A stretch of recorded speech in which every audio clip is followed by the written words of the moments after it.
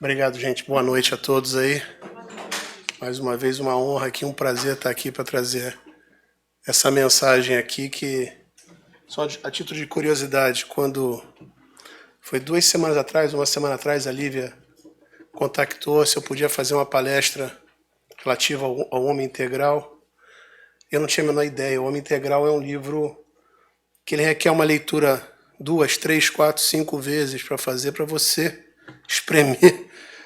espremer o entendimento que Joana de Anjos nos passa. E por incrível que pareça, essa palestra, eu nunca tinha preparado uma palestra tão rápida. Em 2 dias essa palestra estava pronta. 2 dias, 2 noites. 2 noites, mas não virando noite, óbvio. Então essa é uma surpresa para mim, que foi... Quando eu estava falando com ela, ela falou, vai levar uma semana aí, vou ter que ficar. E ela saiu assim com uma coisa tão fluídica, tão fluida assim, que eu fiquei super impressionado. Agradeci muito aos mentores da casa essa oportunidade de trazer essa mensagem. Tá? Parece até um título de tese de mestrado de sociologia, mas na realidade não é. O que a gente vai falar aqui é bem da doutrina e bem do que a gente vive hoje em dia. É o nosso dia a dia que a gente vai falar aqui. Né? Todo mundo aqui está vivendo em sociedade, espero eu, ninguém está isolado no alto de um monte ou no meio de uma floresta, está todo mundo aqui interagindo, esse é o objetivo. Para a gente começar aqui, deixa eu fazer só uma enquetezinha rápida aqui com os presentes, quem tiver online também, que puder participar também é bom. Quantos aqui acham, ou tem certeza, que conseguiria evoluir, ou pelo menos crescer, se vivesse completamente isolado? Alguém acha? Totalmente isolado, não quero saber de mais ninguém, quero ficar isolado. Alguém acha que poderia viver assim? Não. Então está todo mundo alinhado, né? Todos nós aqui estamos alinhados com a lei de sociedade, que é uma das leis morais que Kardec muito bem elucidou na doutrina espírita, que nos faz refletir exatamente isso. Quando Kardec nos trouxe as leis morais, uma delas é a lei de sociedade, com muita lógica e precisão, ele nos mostrou isso. E é o que nós vamos refletir essa noite. Como é que a gente pode viver em sociedade? Quais são os desafios que nós temos de viver em sociedade? Como é que a gente pode usar aquilo para crescer? Né? Porque desafio todos nós vamos ter. Então Kardec nos trouxe isso exatamente no capítulo de Lei de Sociedade, questão 768. O homem tem que progredir. Quer a gente queira ou não, a nossa linha é ascendente de progressão. A gente não regride. Uma vez encarnados e estamos aí encarnados, reencarnando e seguindo esse fluxo, não voltamos para trás. O pior que possa parecer estranho, mas não é. A nossa linha é ascensional. Então o homem tem que progredir. Isolado não é possível. Colocou em letras claras ali. Não é que é possível se você der um jeitinho, não é possível. Porque nós não dispomos de todas as faculdades que precisamos para crescer. Interessante isso, né? É como a gente fala, às vezes a gente fala, eu sou autodidata, eu estudo sozinho. O autodidatismo é muito interessante, é muito válido, mas sem interação com outros estudantes, o estudo fica vazio, porque a sua ideia não entra em conflito com outra ideia para você exatamente ver se a sua ideia faz sentido ou interagir com o outro. Então a interação ela é necessária. Faltando, que se a gente ficar isolado, não vamos ter contato com mais ninguém. E essa interação é que não vai... A experiência de um vai nos ajudar da mesma forma que a nossa experiência vai ajudar a outros. Né? É mão dupla. Se a gente ficar isolado, a gente vai se embrutecer e enfraquecer. Tem um exemplo interessante que acho que é 20 anos atrás, ou mais do que isso, foi achado um japonês numa ilha do Pacífico, que ele tinha sido esquecido por causa da guerra, e por lá ficou isolado do mundo, como fosse quase que um náufrago, lá isolado. E houve um retrocesso na mente dele, foi identificado, estudos psicológicos dele, perceberam um retrocesso nele.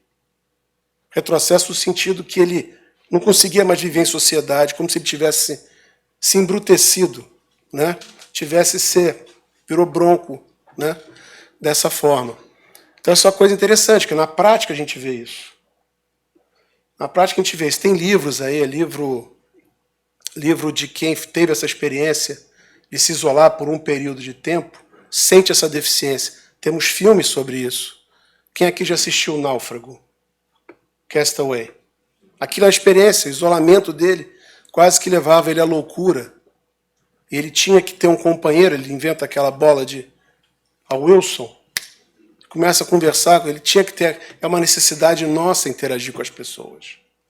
A gente não consegue ficar sem interagir com outros. Então isso aqui é muito preciso que Kardec traz para a gente nessa lei de sociedade, que é uma lei divina, é uma lei imutável, é uma lei de Deus. E por que a gente tem que interagir? Porque a gente não está completo, a gente depende de outros, como eu falei, para absorver outras experiências. Referência dessa nossa reflexão, quem quiser se aprofundar, 2 obras básicas de Kardec, é claro, Livro dos Espíritos, o Evangelho segundo o Espiritismo também é uma outra obra que você vai encontrar alguma coisa sobre a lei de sociedade. Leis Morais e Saúde Mental, do Dr. Sérgio, lá do Rio Grande do Sul. Ele faz uma conexão entre as leis morais e a nossa saúde mental. Cada uma das leis morais, das 10 leis morais, ele faz um estudo sintetizado do que aquilo impacta a nossa saúde mental.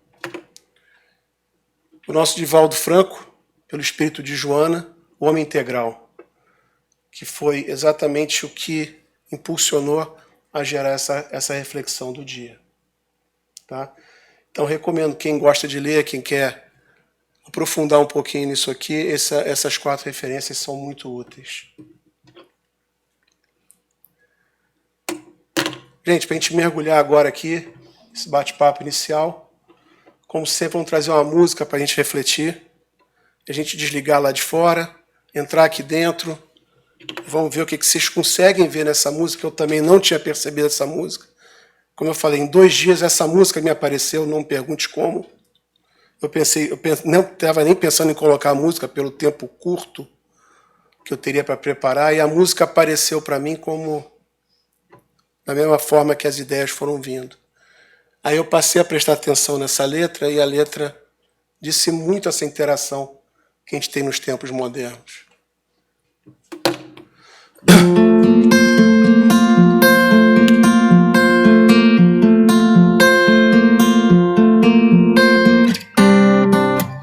Eu vejo a vida melhor no futuro.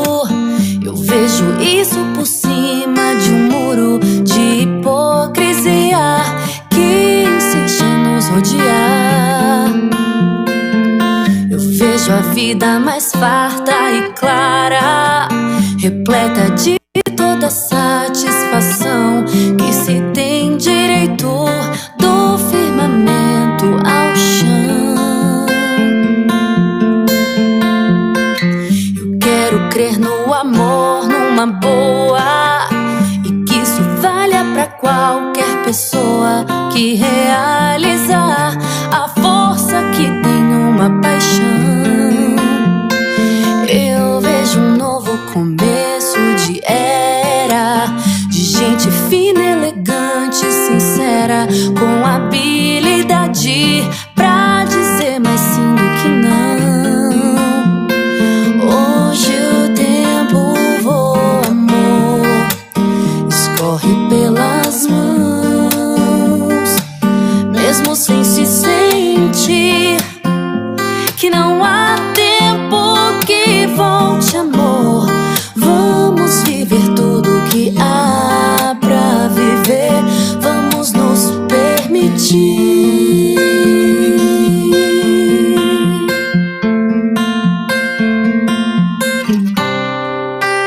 Eu quero crer no amor, numa boa, e que isso valha pra qualquer pessoa que realizar a força que tem uma paixão. Eu vejo um novo começo de era, de gente fina, elegante, sincera, com habilidade pra dizer mais sim do que não. Hoje o tempo voa, amor, escorre pelas mãos, mesmo sem se sentir que não há tempo que volte, amor. Vamos viver tudo que há pra viver, vamos nos permitir.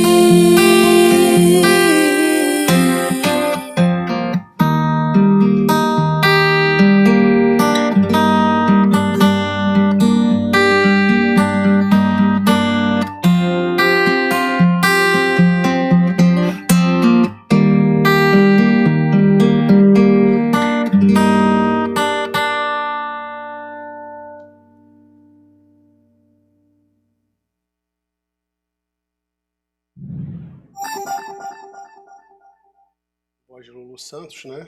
Essa interpretação achei também, não me pergunte, veio parar para mim essa música. De alguma forma chegou até mim essa música nessa interpretação. Eu achei ela muito adequada. Se a gente começar a ler linha a linha aqui, que eu também nunca tinha percebido, conheci essa música, ó, há muito tempo, e nunca tinha percebido a letra dela. E ela tem tudo a ver com nossos tempos de hoje, interagindo em sociedade. Ele aborda aqui, ó, que ele enxerga isso por cima de um muro de hipocrisia. A gente vê muita hipocrisia nos dias de hoje, certo? Muita. Faz parte da interação humana. A hipocrisia faz parte desde o tempo de Jesus. Quem escuta, ele chamava os fariseus hipócritas, hipócritas.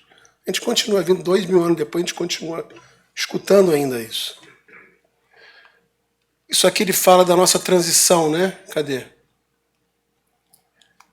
Novo começo de era de gente fina e elegante. Nós estamos passando por isso. Gente, nós estamos vivendo esse momento de transição que a gente está passando, né? Desde estamos falando da era de Aquários, passando por um mundo de regeneração. Ele aborda isso aqui também. Ele aborda a satisfação no plano material e no plano celestial, no plano espiritual.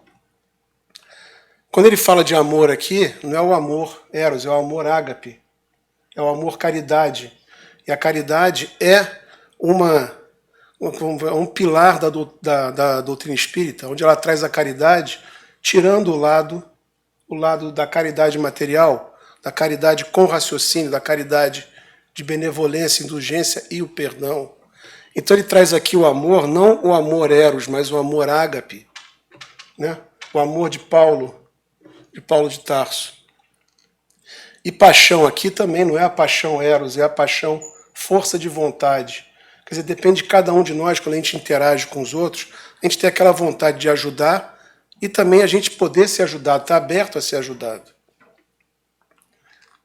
E o tempo voa, né? E que não há tempo que volte. Quer dizer, a gente deixa às vezes de interagir com alguém, a gente às vezes deixa de perdoar alguém, aquele tempo não volta. O tempo escorre, ele vai embora. A gente não percebe isso no dia a dia, nesse afã que a gente tem na sociedade. Certo? Que essa mensagem tenha tocado vocês como me tocou. Essa música é muito antiga. Eu nunca tinha percebido isso dentro dela. Obrigado. Bom, gente, vamos lá agora entender um pouquinho dessa interação. Vamos começar bem lá do básico. O homem integral. Alguém já leu o livro do Homem Integral aqui? Alguém já teve a chance de ler? Valdo? Alguém mais? É um livro que Joana traz esse conceito. É um livro dos anos 90. Foi psicografado nos anos 90. Não é um livro tão antigo, é um livro recente, onde Joana faz todo um link com a parte, a transpsicologia, né? Psicologia transpessoal. Junguiana, onde faz o link, faz a conexão da parte espiritual com o que a gente passa hoje em dia, mentalmente. É um livro muito interessante. Ela faz uma definição do homem integral. O que é o homem integral? Vamos entender o que é o homem integral. Primeiro, o que é integral? Vamos lembrar do leite integral? É o integral. Integral é o que se apresenta inteiro, completo. Tudo. Aquilo é o integral, é o completo. Então, o homem integral, ele é um processo. Em outras palavras, ele é um processo de desenvolvimento do ser humano, nós, encarnados aqui, em vários aspectos, psicológico, emocional, cognitivo, familiar, social, até atingir a plenitude. Então, é um processo. O homem integral não é um termo, é um processo. E o que seria a plenitude? A plenitude seria exatamente a condição de pleno, de tudo aquilo que está completo inteiro. Então, essa é a definição de Joana para o homem integral. E qual é o exemplo que a gente teria do homem que chegou a essa integralidade, a esse ponto final, a essa plenitude? Jesus. Kardec também nos traz como exemplo a ser seguido. Jesus chegou na plenitude. Ele é o exemplo a ser seguido. É aquilo que quem pôde assistir a palestra de Jesus que foi feita antes do Natal, nós trouxemos aqui exatamente esse conceito do exemplo a ser seguido. E aquilo que me foi falado há um tempão, né? Quando a gente tiver alguma dúvida, pergunta para você mesmo o que Jesus faria. Aí alguém vai levantar o braço, mas eu não sou Jesus. Mas ele é o exemplo a ser seguido. Se ele é o exemplo a ser seguido, copia. O que ele faria numa situação daquela? Certo? Pensa consigo. Então Jesus é o homem integral, é o homem completo. Está na sua plenitude. 3 conceitos aqui que também é bom a gente separar. Vamos separar então. O homem integral, o homem de bem, o homem perfeito. Também são conceitos que nós temos na doutrina espírita. O homem integral acabamos de falar, né? O homem integral é um processo de aperfeiçoamento, certo? Todas as partes que a gente vai ter que aperfeiçoar até chegar à plenitude. E como é que a gente trabalha esse processo? Trabalha mudando nosso comportamento de forma lógica. Mais uma vez, é aí que o Espiritismo nos ajuda em muito a fazer aquela mudança de comportamento com uma base lógica, com uma fé raciocinada, diminuindo as contradições entre os nossos valores e o modo de agir. O que é isso aqui? A redução de hipocrisia. Não é? A redução de faça o que eu falo, não faça o que eu faço. E elevando ao máximo a nossa interação com a sociedade, cumprindo a lei de Deus, a lei de sociedade. Então esse é o conceito do homem integral. O que seria o homem de bem? O homem de bem é uma consequência do aperfeiçoamento. Já é um estado, já não é um processo. O homem de bem, ele tem uma fé incondicional em Deus, ele é desprendido dos bens materiais, tem prazer em fazer o bem e pratica a lei de justiça, amor e caridade em sua maior pureza. E quem quiser ler O Homem de Bem, tem um capítulo no Evangelho segundo o Espiritismo, capítulo 17. Tá? Entenderam os 2 conceitos? O homem integral, o homem de bem. Um é um processo, outro já é um estado, é uma consequência. E o homem perfeito? O homem perfeito é o exemplo a ser seguido. Que para a gente, Jesus é essa referência do exemplo a ser seguido. A essência da perfeição e da caridade. Está tudo ali. E nos trouxe isso aí na questão 625. Quem quiser se aprofundar, também vai lá, dá uma olhada, que também é uma como é que eu vou dizer? É um aprofundamento do que falou Mateus, né? Que sejam perfeitos como perfeito é o Pai Celestial. Jesus, na sua santa humildade, ele não chamava ele à perfeição. Ele apontava para alguma coisa acima dele. Certo? Mas ele hoje é hoje não, sempre será a nossa referência. Certo? Alguma dúvida nesses 3 conceitos aqui? Homem de bem, homem integral e o homem perfeito. Vamos em frente. Dentro do homem integral, lembra daquele último ponto ali? Levando ao máximo a sua interação com a sociedade. É o que nós vamos conversar hoje. É o que nós estamos conversando hoje. Uma interação, como é que a gente interage? Quais são os desafios que nós temos disso, né? Para a gente chegar nisso, vamos entender o processo de aperfeiçoamento que nós temos. O primeiro processo é um processo interno, né? Como eu estava dizendo ali, a mudança nossa. Nós temos que mudar, nós temos que entender o que nós precisamos consertar. Não vamos virar santo nessa encarnação. Ninguém está pedindo para ser perfeito nessa encarnação, mas é que a gente entenda o que não está certo e o que nós não devemos fazer de errado. Tem um processo externo também. O processo externo, ele não depende da gente, ele depende do meio que nós estamos interagindo, né? E ele vai influenciar essa nossa mudança interna. Então o meio influencia. Essas interações que a gente tem em sociedade influenciam a gente. Da mesma forma que a gente influencia uma sociedade. Por menor que pareça, a gente influencia no trabalho, influencia em casa, influencia com as mínimas relações que a gente possa ter. A gente acaba influenciando da mesma forma que nós somos influenciados pela sociedade.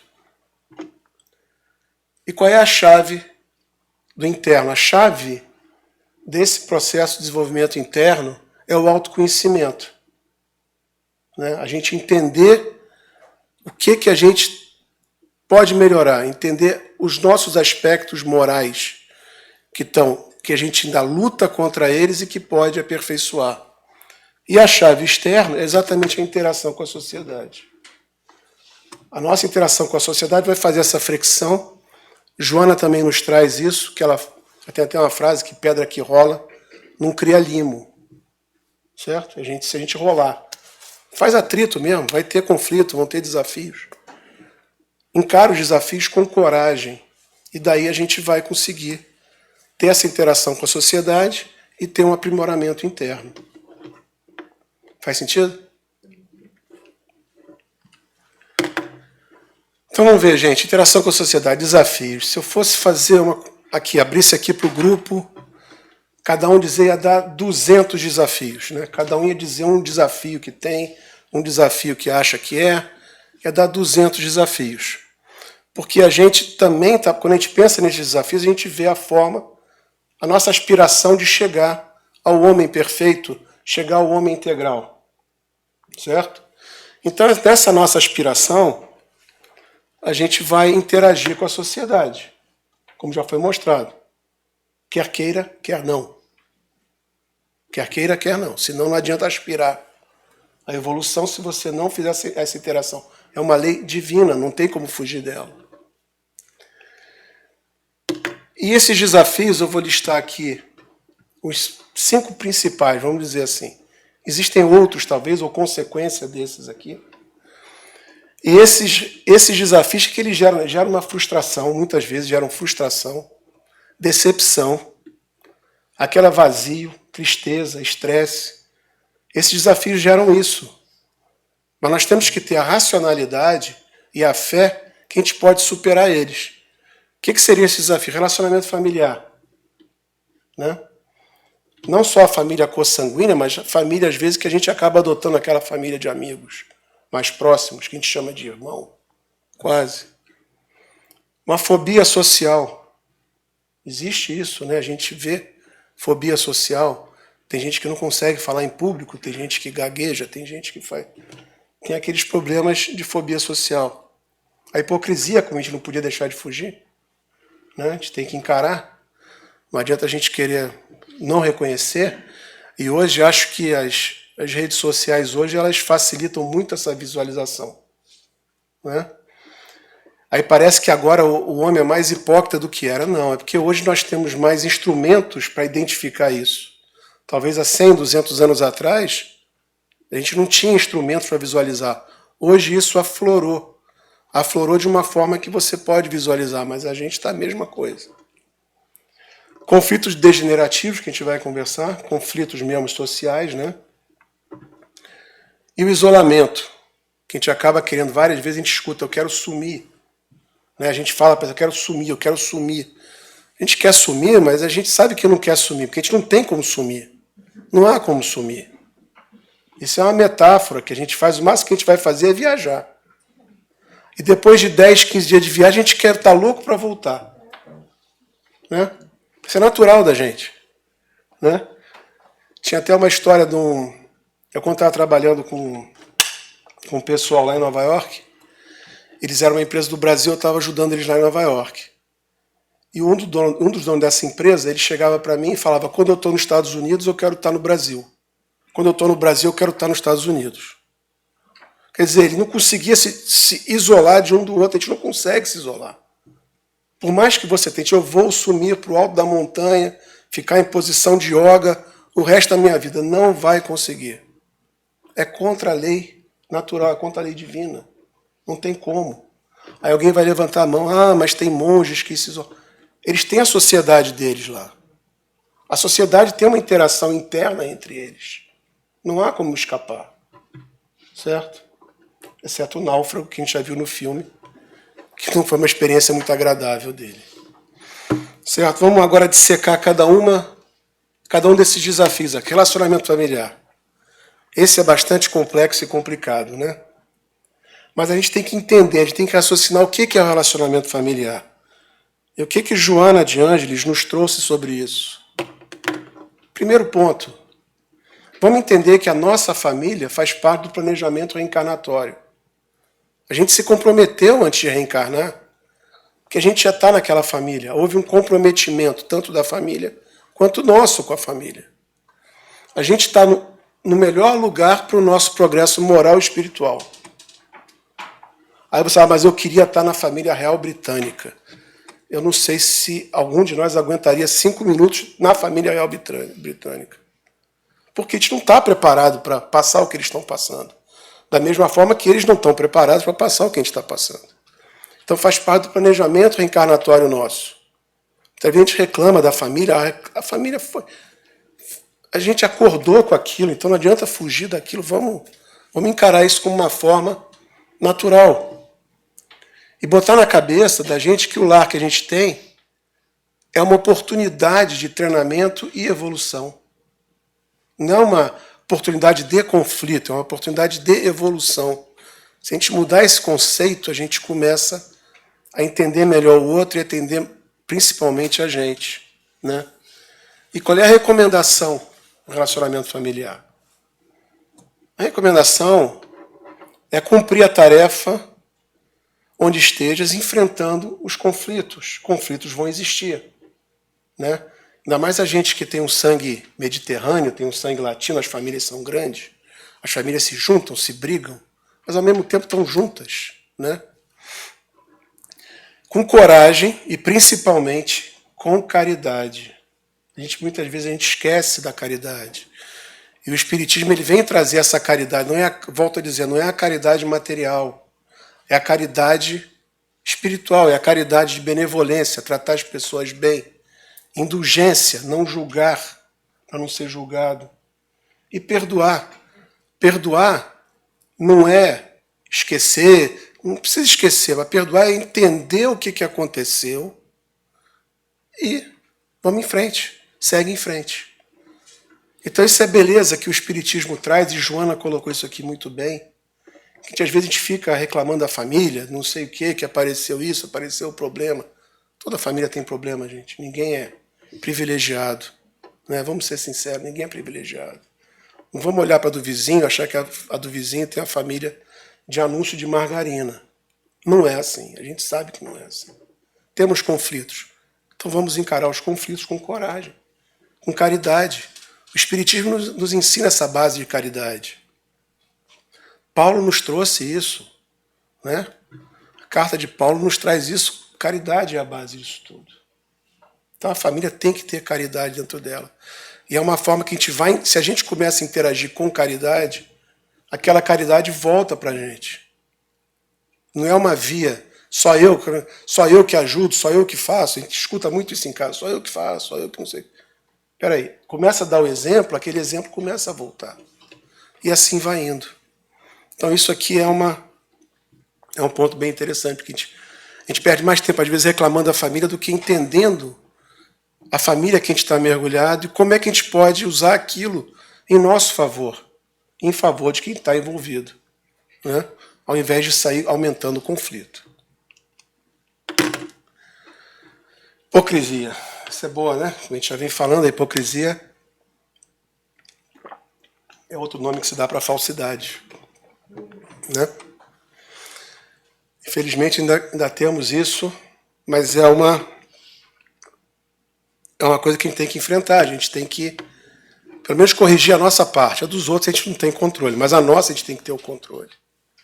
Então, da nossa parte, primeiro ponto, né, o amor, né?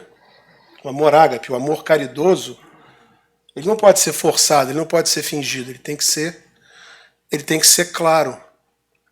Como trouxe Tiago, né?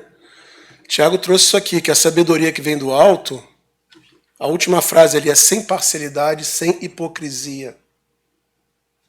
É da nossa parte, os outros, problema de cada um. Né? Tem que policiar a gente. O autoconhecimento nosso vai fazer com que a gente comece. Nossa, será que eu não estou falando uma coisa que eu faço exatamente o contrário? Começa a refletir nesse ponto.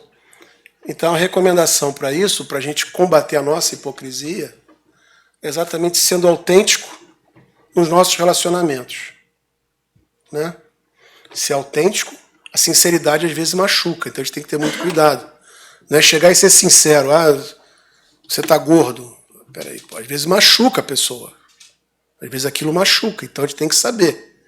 Mas é ser autêntico. Né? Você tem que ser autêntico, não você esperar que o outro venha ser autêntico com você. E principalmente sincero consigo mesmo. Né? Mentir para si mesmo é a pior mentira. Quando a gente começa a mentir para nós mesmos, o travesseiro vai pesar. Então a gente tem que começar a não mentir para nós mesmos e ser autêntico consigo mesmo. Eu sou capaz de fazer aquilo ou não sou capaz de fazer aquilo. Eu preciso trabalhar mais isso, eu preciso melhorar isso, eu preciso me conhecer melhor nessa parte.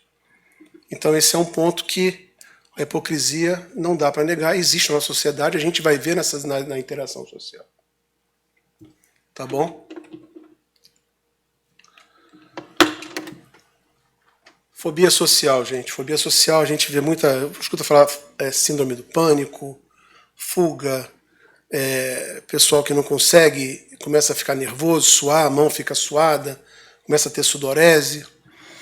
Então isso faz parte também desses nossos desafios, né?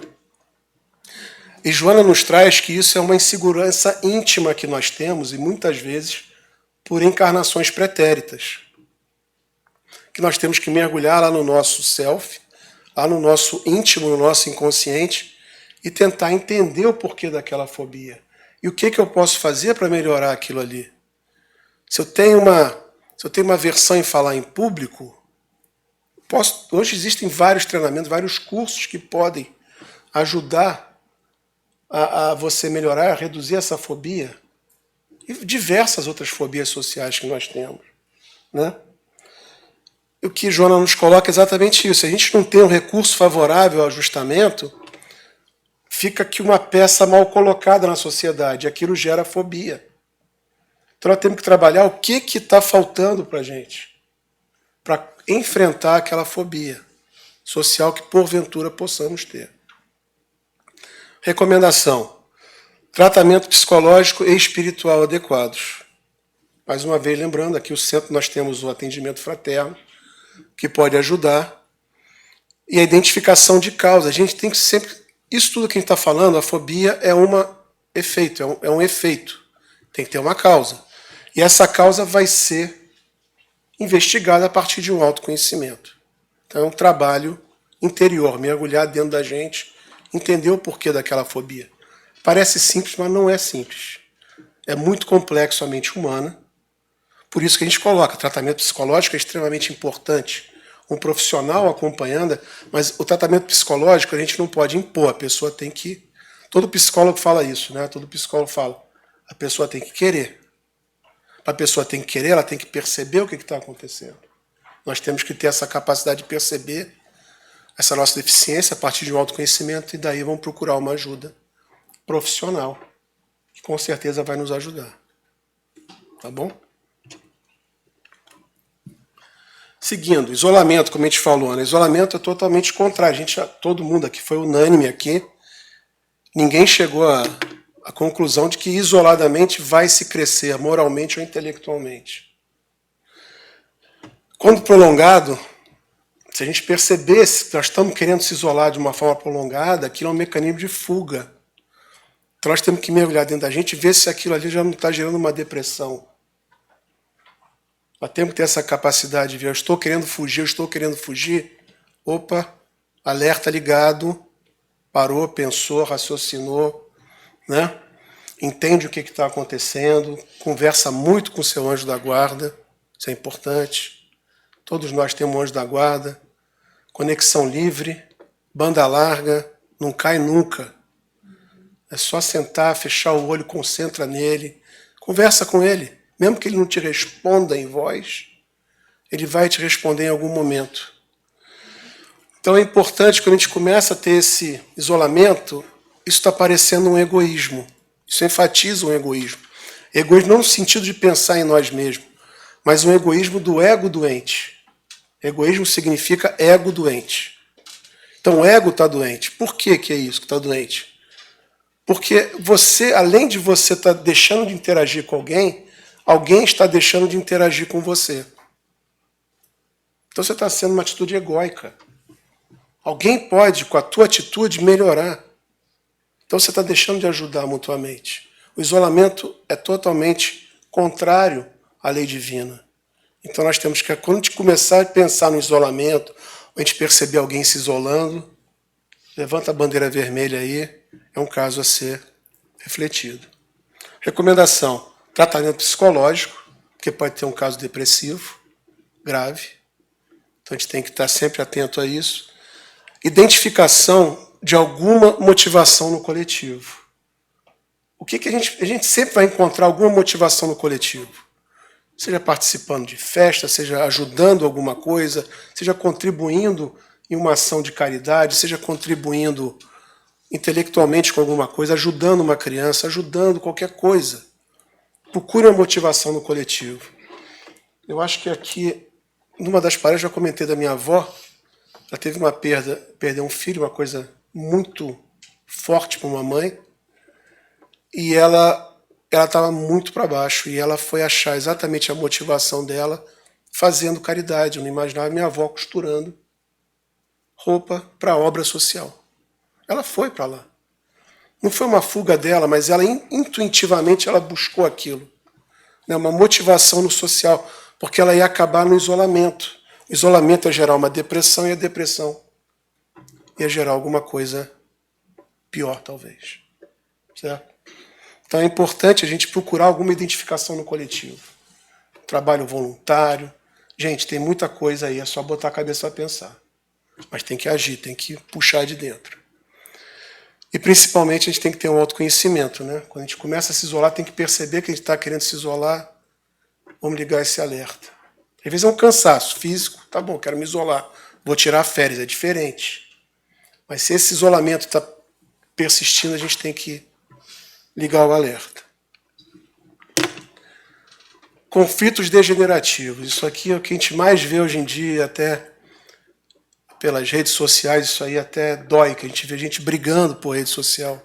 É um troço totalmente inadequado, mas é muito frequente. Isso é consequência que a gente não aprendeu a ser solidário quando a gente não concorda. A falta de respeito com a opinião alheia ainda prevalece muito na nossa sociedade como um todo. A gente não aceita a opinião do outro, a gente não entende a opinião do outro, prefere ser opositor. É mais fácil ser opositor do que parou, pensa, o que está acontecendo, por que nós estamos fazendo dessa forma? E é aquele equívoco nosso, né, que a segurança pessoal é o ter e o poder, não é o ser. Né?